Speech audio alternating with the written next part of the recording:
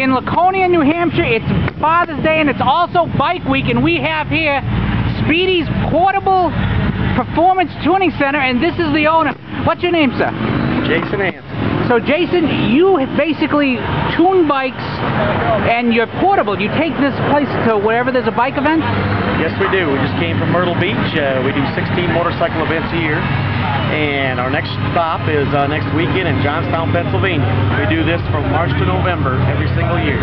And during the off season, do you have a set location where you do this type of work? Or? Yes, we do. We're located out of Sturgis, South Dakota. Our shop is 16 miles from Sturgis, which of course is the king of all the motorcycle events, so they say. And this one's the oldest, and they say Sturgis is the biggest. Now, how long have you been coming to Laconia? This will be our 13th year. Now, how many bikes do you service during Bike Week here in Laconia, would you say?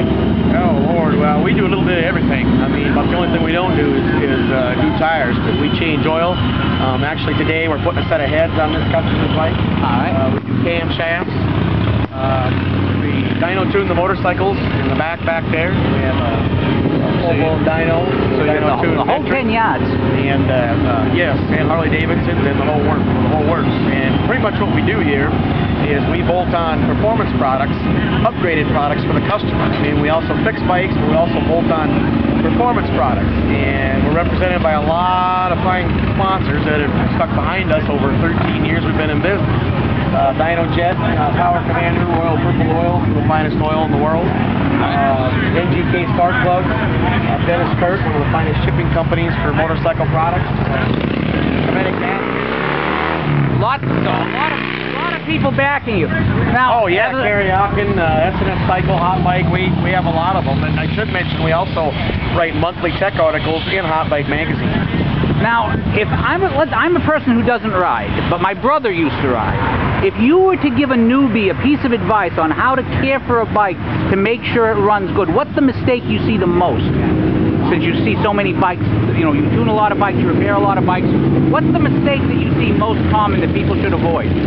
Yeah, the biggest mistake probably is put an air cleaner on the bike to get it some air because it's factory. The new motorcycles run pretty lean, which means they run pretty hot.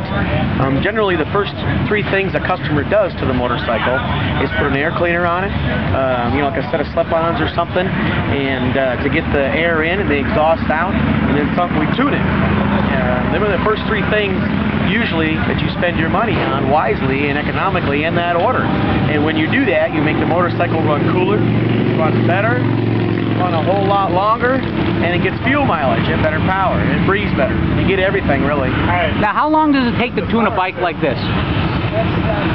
Well, it depends. A fuel-injected motorcycle sometimes can take anywhere from an hour to an hour and a half, even up to 2 hours.